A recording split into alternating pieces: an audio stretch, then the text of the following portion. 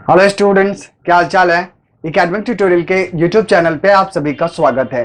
Students, आज के इस वीडियो में मैं आपके साथ में डिस्कशन करने वाला हूं exercise 3.1 chapter linear equation in two variable class 10 NCERT math इसके सॉल्यूशन के बारे में। स्टूडेंट्स, ऑलरेडी मैंने आपको इस एक्सरसाइज का इंट्रोडक्शन बहुत ही अच्छे तरीके से बताया है और वहां पे सारी बातें आपको समझ में भी आया था। स्टूडेंट्स, मैं आपको एक बार रिकॉल कर देता हूं कि मैंने इंट्रोडक्शन में आपको क्या बताया था। वहां पे हमने पढ़ा था कि जो लीनियर इक्वेशंस इन टू वेरिएबल्स होते हैं उसका सिंपलेस्ट फॉर्म क्या होता है, राइट। एंड इसके बाद हमने ये पढ़ा था कि अगर दो linear equation in two variables हैं तो एक लीनियर इक्वेशंस हमारे पास में एक लाइन देती हैं, तो दो linear equation in two variables दो लाइन देगी और उन दोनों लाइन का क्या क्या कंडीशन हो सकता है, जिसमें हमने तीन कंडीशंस के बारे में डिस्कशन किया। एक आपका क्या था, इंटरसेक्टिंग, दूसरा पैरेलल और तीसरा कोइंसिडेंट, राइट, यानी सेम लाइन, राइट। तो इन सभी बातों के बारे में हमने आपके साथ में डिस्कशन किया था। स्टूडेंट्स, वीडियो अपलोड करने में मैं थोड़ा सा लेट हूं और कोशिश करूंगा कि अगली बारी से लगातार वीडियो अपलोड करता रहूं। तो चलिए बच्चे, शुरू करते हैं, देखते हैं हमारा क्या है questions, right. The very first question of this exercise is, right, Aftab tell his daughter, right, 7 years ago I was 7 times as old as you were then, right, also 3 years from now, clear है, I shall be 3 times as old as you will be. Is not this intersecting? Represent these situations algebraically and graphically. Students, this type of question is called word problem based questions, right? And most the students are confused while solving this type of questions. Why? What is the reason behind it? तो इसके पीछे सबसे बड़ी बात क्या होती है बच्चे, कि क्वेश्चंस को आपको समझने में प्रॉब्लम हो जाती है। तो मैं सजेस्ट करूंगा कि जब भी आप वर्ड प्रॉब्लम बेस्ड क्वेश्चंस को बनाएं तो सबसे पहले आप उस क्वेश्चंस को प्रॉपरली बहुत ही अच्छे तरीके से पढ़ें। क्वेश्चंस में जहां भी फुल स्टॉप्स हैं, जहां भी कॉमा है, जहां भी इन्वर्टेड कॉमा है, वहां पे रुकें और क्वेश्चंस का करेक्ट मीनिंग निकालें एंड देन आफ्टर उसके सिचुएशंस को एल्जेब्रिकली रिप्रेजेंट करने की कोशिश करें, राइट। एंड उसमें आप दो एस्पेक्ट्स को ढूंढें जिसे आपको फाइंड करने की जरूरत है, राइट। तो जैसे कि इसी क्वेश्चंस की बात करता हूं तो इसमें दो एस्पेक्ट्स क्या है, आफ्ताब और उसकी डॉटर, उसके डॉटर्स, राइट। तो दोनों के एज को रिलेट करना है हमें। तो सबसे पहले जब भी हम एज से रिलेटेड बात करेंगे तो हम प्रेजेंट की बात करेंगे कि अभी वो कितने साल का है या कितने साल की है, राइट। चीजें क्लियर है। तो आप सबसे पहले क्या लेट करोगे, आप कहोगे स्टूडेंट्स कि let the present age of Aftab be X year, right. यानी आफ्ताब का जो प्रेजेंट एज है वो कितना है, वो एक्स ईयर है, राइट। ये चीजें क्लियर है। अब इसके बाद में present age of his daughter be y year, right. अच्छा, एक चीज मैं आपको बता देता हूं, दो बार लेट नहीं करना बेटा। कई बार बच्चे क्या होते हैं कि दो बार लेट कर लेते हैं। अरे एक बार लेट किया ना किसी चीज के बारे में, तो दो बार कैसे लेट कर सकते हो, है ना। क्लियर है। चलिए, now the situation is that according two questions, अब आपको अकॉर्डिंग टू क्वेश्चन जाना है। क्या कह रहा है, 7 years अगो। सिमिलर, सिंपल बात है स्टूडेंट्स, अगर आज आप 10 साल के हो तो आज से 7 साल पहले 7 years अगो कितने साल के होंगे। तो सीधी बात, 15 माइनस में 7 दैट इज 10 माइनस में 7 that is equals to 3 years, यानी आप 3 साल के होंगे। तो अगर आप अभी x ईयर के हो तो 7 years अगो कितने साल के होंगे, x माइनस में 7। तो x माइनस में 7 years अगो आफ्ताब का एज होगा और सिमिलरली इसके डॉटर का जो एज होगा वो भी y माइनस में 7 years होगा। अब क्या कह रहा है, I was 7 times as old as you were then.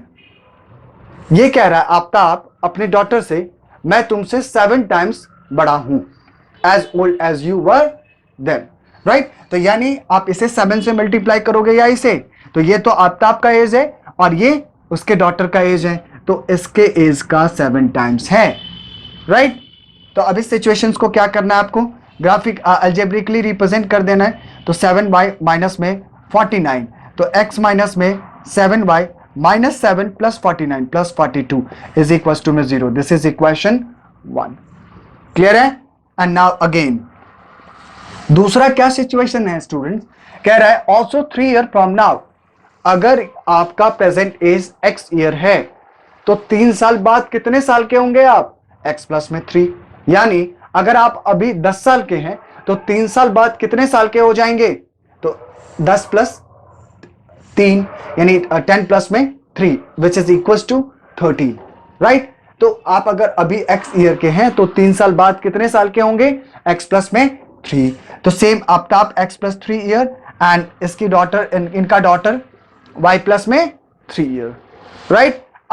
अब क्या कह रहा है, I shall be 3 times as old as you will be, यानी सिमिलरली इससे 3 टाइम्स ज्यादा हैं। तो x प्लस में 3 इज इक्वल टू में 3y प्लस में 9 एंड x प्लस में माइनस में 3y प्लस में 3 माइनस में 9 माइनस में 6 इज इक्वल टू में 0। This is equation number 2। तो स्टूडेंट्स ऑलरेडी हमने इसे ग्राफिकली एल्जेब्रिकली रिप्रेजेंट कर दिया। अब हमें क्या करना है, इसे ग्राफिकली रिप्रेजेंट करना है। तो ग्राफिकली कैसे रिप्रेजेंट करते हैं, ऑलरेडी मैंने आपको इंट्रोडक्शन में बताया है। तो सबसे पहला स्टेप क्या होगा, फॉर इक्वेशन 1, किसके लिए, इक्वेशन 1 के लिए आप एक बॉक्स बना लोगे। इसमें एक बारी x की वैल्यू 0 और y की वैल्यू 0। अब 1 2 3 जरूरी नहीं है कि 0 ही कंसीडर करना है, एज यू विश, आप जो भी चाहे कंसीडर कर सकते हैं। लेकिन एक चीज आपको ध्यान में रखना है कि डेसिमल में पॉइंट्स ना आए, राइट। हमेशा आप एक नंबर में पॉइंट को कंसीडर करें। तो अगर आपने x इज इक्वल टू 0 कहा तो इक्वेशन 1 क्या है आपके पास, x माइनस में 7y plus 42 is equal to में 0। अब x की जगह पे अगर आपने 0 पुट कर दिया तो y इज इक्वल टू में क्या मिल गया, 7 6 42, तो 6 मिल गया, राइट। एंड नाउ आप क्या करोगे, अगर आप यहाँ पे y इज इक्वल टू 0 लिखते हो तो x की वैल्यू क्या मिल जाएगी, x की वैल्यू मिल जाएगी माइनस का 42। तो अब आप यहां पे मेंशन कर दीजिए माइनस में 42। क्लियर है बात, कोई डाउट? चलिए अब यहां पे क्या लिखना है बेटा, अब आपको लिखना है फॉर इक्वेशन 2। क्लियर है? नाउ इक्वेशन 2 की बात कर रहा हूं। Equation 2 is what, x minus 3y minus 6 is equals to 0. Similarly, we need to prepare a box and in which x और y की वैल्यू आपको कंसीडर करनी है। एक बारी x की वैल्यू 0 और एक बारी y की वैल्यू 0। अगर आपने x इज इक्वल टू में 0 कहा इक्वेशन 1 के लिए तो x माइनस 3y माइनस में 6 इज इक्वल टू 0, यानी minus 3y is equal to में 6, यानी y इज इक्वल टू में माइनस में 2। तो आप यहां पे माइनस 2 पुट कर दीजिए। क्लियर है बात? अब अगर y इज इक्वल टू अगर आपने 0 कहा तो x की वैल्यू क्या हो जाएगी, x इज इक्वल टू में 6 हो जाएगा। नाउ अब हमारे पास सारे वैल्यूज मिल गए जिसकी मदद से हम ग्राफ को प्लॉट कर सकते हैं। तो ग्राफ प्लॉट करने के लिए हमें क्या करना होता है, हमें एक एक्सेस लेना होता है और उसमें हमें हाईएस्ट डिजिट को कंसीडर करनी होती है। अब स्टूडेंट्स यहाँ पे जैसे मैंने -42, अगर आप इतनी बड़ी डिजिट कंसीडर नहीं करना चाहते हो तो आप यहाँ पे y के जगह पे अगर 5 पुट करोगे ना तो x की वैल्यू जो मिल जाएगी आपको 7 मिल जाएगी, राइट। तो आप ऐसे भी कंसीडर कर सकते हो, राइट। तो अब आप इसे प्लॉट करेंगे ग्राफिकली। कैसे प्लॉट करना है, तो x dash y and y dash, right. ये चीजें आपको क्लियर है? क्लियर है। अब हाईएस्ट पॉइंट कहां तक है, 42 है, यानी आप क्या करें, इसमें ये 0 मैं 10-10 का गैप ले लेता हूं, x में 0 और y में 6, x में 0 और y में 6, x में 0 और y में 6, ये वैल्यू कहां पे मिलेगी आपको, यहां पे मिलेगी। x में 0 और y में पॉजिटिव 6 है तो ये वैल्यू कहां पे लाई करेगी, 0 और 10 के बीच में, राइट। तो मान लिया जाए 5 आधे में है तो इससे 1 पॉइंट आगे। एंड y में 0, x में माइनस में 42, y में 0, x में माइनस में 42, यानी इधर आएगा, मान लिया जाए ये वैल्यू आपका यहां पे आ गया। तो अब इन दोनों एक लाइन को क्या कर देंगे, ज्वाइन कर देंगे, तो ये आपको एक लाइन देगी, राइट। ये आपका एक लाइन होगा किस इक्वेशन का, तो x माइनस में 7y प्लस में 42 इज इक्वल टू में 0। ये लाइन आपको मिल गया, क्लियर है। अब x इज इक्वल टू 0 और y में माइनस में 2। इस बॉक्स में देखें तो x की वैल्यू 0 और y की वैल्यू -2। x में 0 और y में -2 किधर आएगा, इधर मान लिया जाए ये वाली वैल्यू है। y में 0 और x में 6, y में 0 और x में 6, यानी ये वैल्यू यहां पे। अब इन दोनों पॉइंट्स को आप ऐसे करके मीट करा दोगे तो यहां पे ये वाली जो लाइन है इसका क्या नाम है, x माइनस में 3y माइनस में 6 इज इक्वल टू में 0। अच्छा, इसके कोऑर्डिनेट्स क्या हैं बेटा, इसके कोऑर्डिनेट्स हैं 0,6 एंड दिस इज 0, -42,0 ये। एंड इसका कोऑर्डिनेट क्या है, इसका कोऑर्डिनेट है 0, -2 एंड इसका कोऑर्डिनेट क्या है 6,0, राइट। तो ये चीजें क्लियर है, ये सारे पॉइंट्स आपने मेंशन कर दिए। अब ये बताइए मुझे, ये दोनों लाइन आपको मिल गया, this is line 1 and this is line 2। These two lines are intersecting each other. क्या ये दोनों एक दूसरे को इंटरसेक्ट कर रहे हैं, तो आपका क्या जवाब होगा, yes, these two lines are intersecting each other. क्यों, आप देखो ना यहाँ पे ये दोनों एक दूसरे को इंटरसेक्ट कर रही हैं। तो आपसे यही पूछ रहा था, इज नॉट दिस इंटरसेक्टिंग, कहोगे no, this is intersecting, right. And this represent this situations algebraically and graphically, both the situations हमने इसे रिप्रेजेंट कर लिया।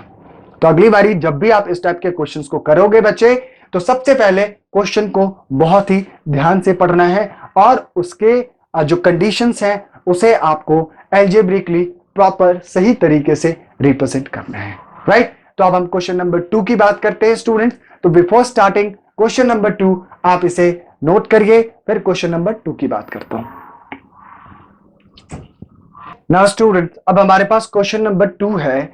ये क्या कह रहा है कि the coach of cricket team buys 3 bats and 2 balls for ₹3,900, right? And later she buys another bats and 3 more balls of the same kind for ₹1,300.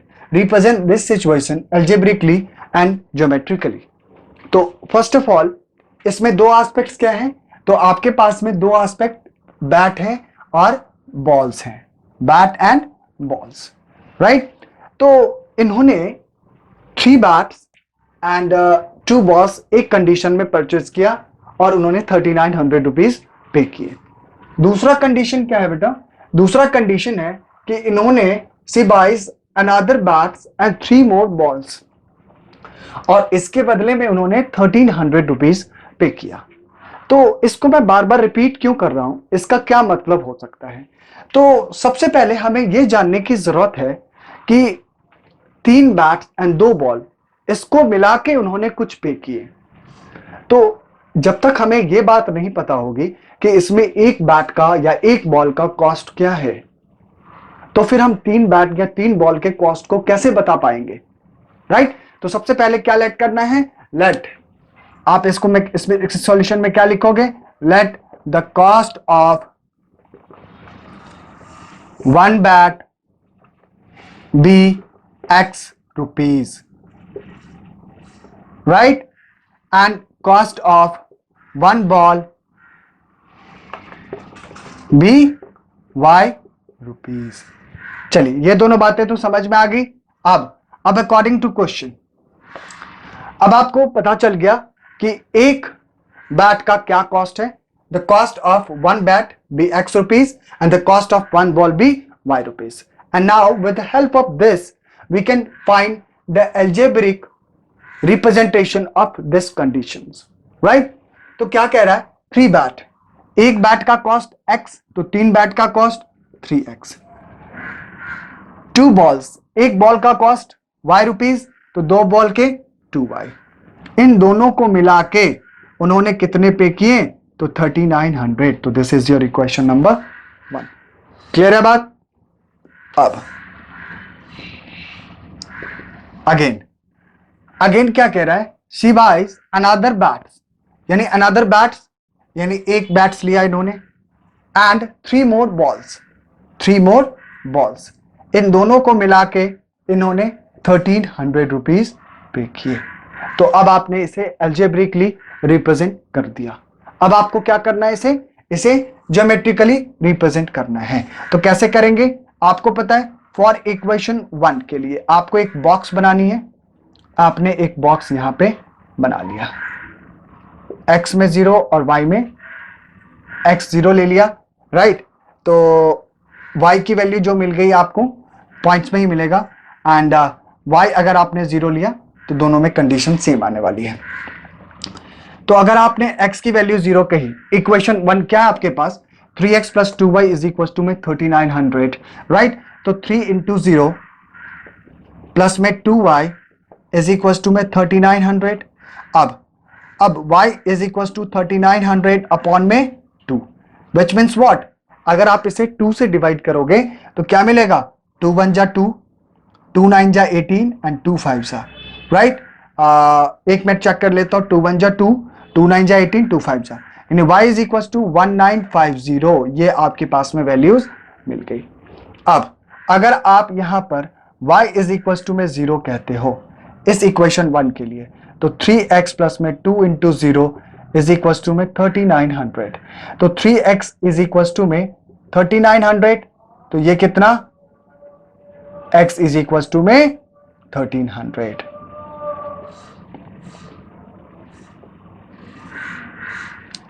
तो दोनों कंडीशन में आपने x और y की वैल्यूज निकाल दी। शायद ये आपको नहीं दिख रहा होगा, मैं यहां पे मेंशन कर देता हूं जो भी आपकी वैल्यूज हैं एक बॉक्स में प्रॉपर लिख के। एंड अब आप यहां पे क्या कहोगे, फॉर इक्वेशन 2 के लिए, इक्वेशन 2 क्या है स्टूडेंट्स, हमारे पास x प्लस में 3y। सिमिलरली आपको एक बॉक्स प्रिपेयर कर लेनी है, और यहां x और यहां y, x में 0 और y में 0। अगर x 0 आपने कहा तो x प्लस में 3y, तो 3y इज इक्वल टू में 1300, यानी y इज इक्वल टू में 1300 अपॉन में 3। अगर आप y से इसे डिवाइड करेंगे तो क्या मिलेगा, 3 4 जा 12, 3 3 जा 9, 3 3 जा 9 और 3 433.33 समथिंग, ये y की वैल्यू आ गई। अगर आप यहां पे y की वैल्यू अगर आप 0 लेते हो तो x की वैल्यू क्या आ गई, 1300। तो ये दोनों वैल्यूज आपने लिख लिया। अब इन सभी वैल्यूज को मैं एक बॉक्स में मेंशन कर देता हूं ताकि आपको चीजें अच्छे से समझ में आ जाएं, कंफ्यूज ना हो आप, राइट। तो कैसे प्लॉट करोगे, ये आपका x और ये आपका x डैश, राइट।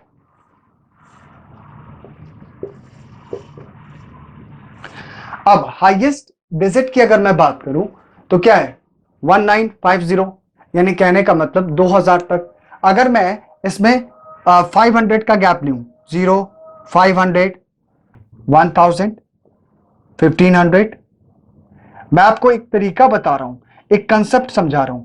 अगर आप इसे प्लॉट करोगे तो ग्राफ पेपर पे प्रॉपरली प्लॉट होता है। ये मैं आपको कंसेप्ट समझा रहा हूं कि कैसे प्लॉट करोगे, आपको कंसेप्ट समझना है और सेम प्लॉट अपने ग्राफ पेपर पे अप्लाई करनी है, राइट। चीजें क्लियर है, आराम से समझना बेटा, कोई कंफ्यूजन की बात ही नहीं है यहां पे, बहुत ही सिंपल बात है ये सारी बातें।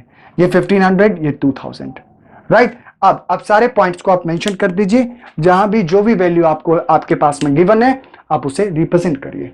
क्या है, x में 0, y में 1950, x में 0 और y में 1950, तो ये 1500 से 2000 के बीच में आएगा। 1950 विच मीन्स व्हाट, मैं मानता हूं कि लेट सपोज ये वैल्यू आपकी यहां पे आ गई, क्लियर है। अब y में 0 और x में 1300, y में 0 और x में 1300, 1000 एंड 1500 के बीच में, तो अब आप मान लो कि ये वैल्यू आपकी यहां पे। अब इन दोनों को ज्वाइन कर दिया आपने, तो इन दोनों को ज्वाइन करने के बाद आपको एक लाइन मिल गया, दिस इज लाइन 1। क्या मिल गया आपको, लाइन 1 किस इक्वेशन का, तो आपके पास में 3x plus 2y is equal to 3900 का, क्लियर है। अब x में 0, y में 433.3, x में 0, y में 433, तो कहने का मतलब ये वैल्यू लगभग में 0 और 500 के बीच में आएगी, है ना। और y में 0 और x में 1300, ये वैल्यू आपका यहां पे, तो ये आपका लाइन 2 हो गया। तो ये किसका लाइन 2 किस इक्वेशन का है? तो दूसरा इक्वेशन क्या आपके पास में, x प्लस में 3y इज इक्वल टू में 1300 and this equation is 3x plus में 2y इज इक्वल टू में 3900 एंड इसके कोऑर्डिनेट्स क्या है? तो इसके कोऑर्डिनेट्स को भी आप मेंशन कर दीजिए यहाँ पे। ये कोऑर्डिनेट्स क्या है? 0,1950।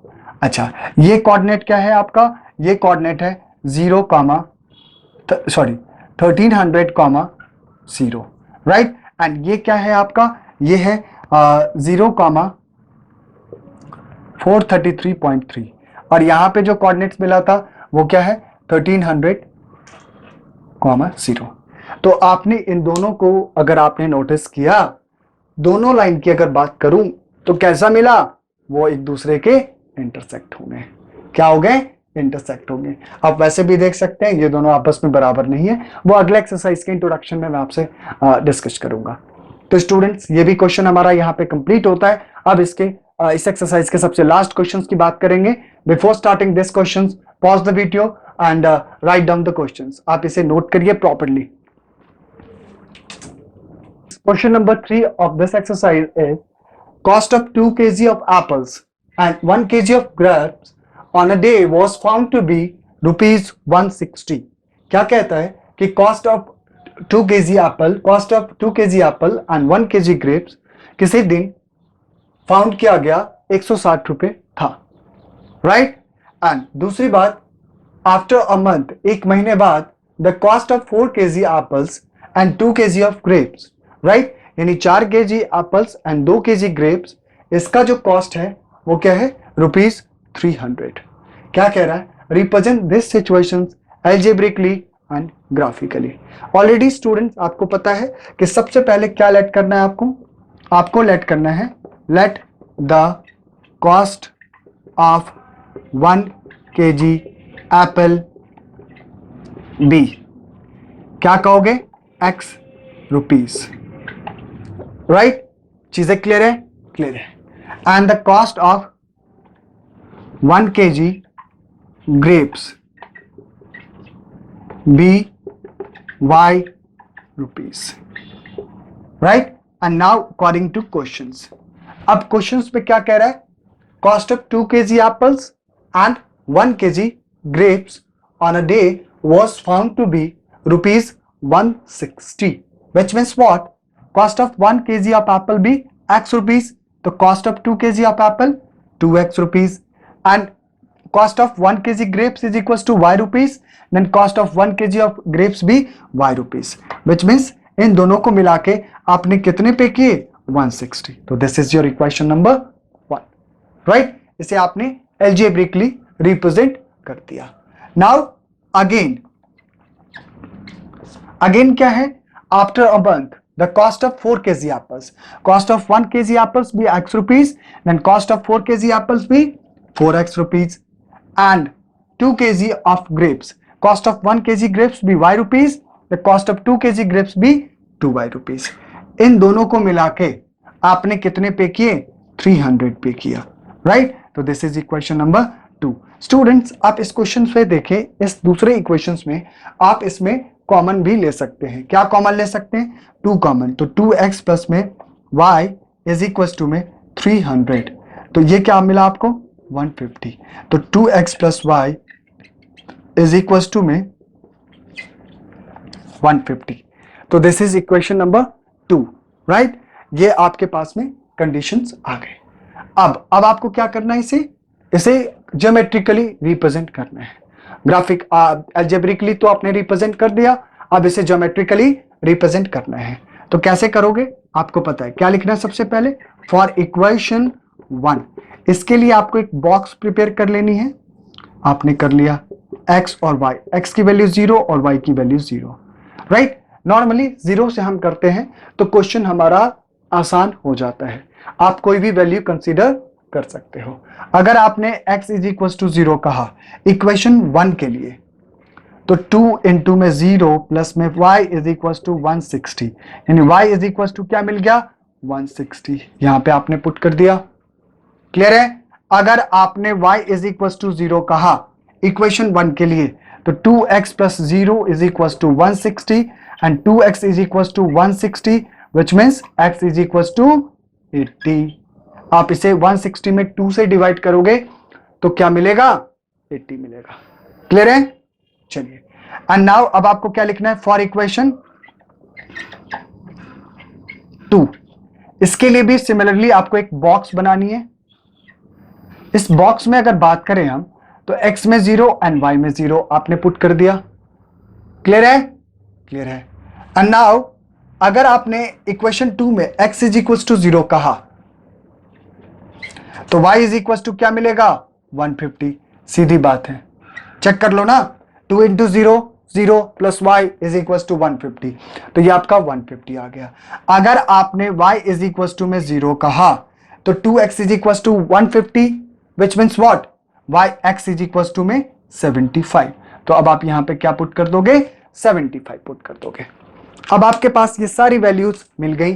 अब आपको क्या करना है? इसे ज्योमेट्रिकली प्लॉट करना है। कैसे करोगे? तो हाईएस्ट नंबर कितना है? 160। तो आपको हाईएस्ट डिजिट कहां तक कंसीडर करना है?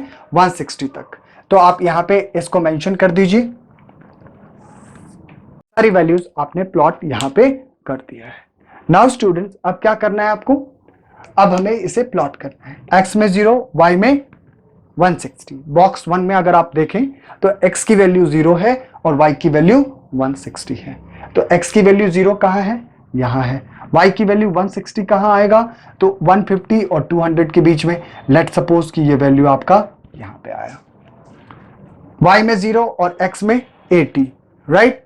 y में 0 और x में 80। 80 कहां आएगा? तो 50 और 50 और 100 के बीच में। तो विच मीन्स मैंने कहा कि ये पॉइंट यहां पे आया। अब इन दोनों पॉइंट को अगर मैं ज्वाइन कर दूंगा तो एक लाइन मिलेगा आपको, राइट?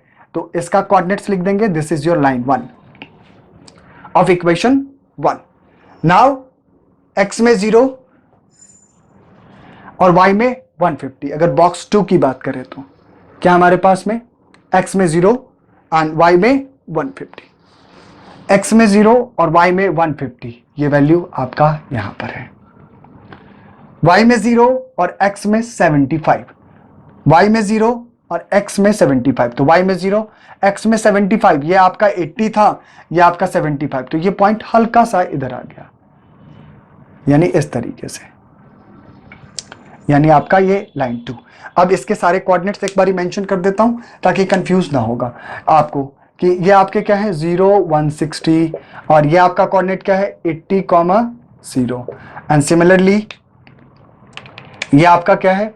ये आपका है 0 150, राइट? एंड ये क्या आपका ये वाला पॉइंट, ये आपका 75 और 0। This is line 1 and this is line 1 and this is line 2. This is the this line is the equation of, to represent the equation 2x plus में y is equals to में 160 and this line represent the equation 2x plus में y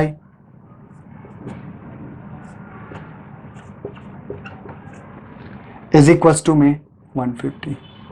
आप इसे जब graph पे plot करोगे तो properly वहां पे जगह होगी, आप उस इक्वेशंस के ऊपर में लिख सकते हो। तो यानी ये जो आपका दोनों लाइन मिला वो कैसा मिला? तो वो आपके पैरेलल मिल गए। क्या मिल गए? पैरेलल। कभी भी एक दूसरे को इंटरसेक्ट नहीं करेगा, राइट? चीजें क्लियर है? तो स्टूडेंट्स, हमारा यहां पर एक्सरसाइज 3.1 कंप्लीट होता है। आप इसे नोट करिए।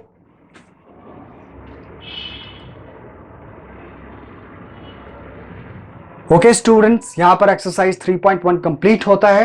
आप एक बार खुद से इस क्वेश्चंस को प्रॉपर तरीके से प्रैक्टिस करेंगे और इसके जो सिचुएशंस हैं उसके अलजेब्रिकली जो रिप्रेजेंटेशंस होगा उसे आपको एक बारी खुद से करना है। आई होप ये सारी बातें आपको बहुत ही अच्छे तरीके से समझ में आया होगा और आपने इसे अप्लाई भी करना सीख लिया होगा और किस तरीके से आप ज्योमेट्रिकली रिप्रेजेंट करते हो यह भी आपने सीख लिया है। तो स्टूडेंट्स, मिलता हूं अगली वीडियो में। तब तक आप इस क्वेश्चंस को प्रैक्टिस करिए और अच्छे तरीके से क्वेश्चंस को सॉल्व करने की कोशिश करिए। Thank you very much. All the best.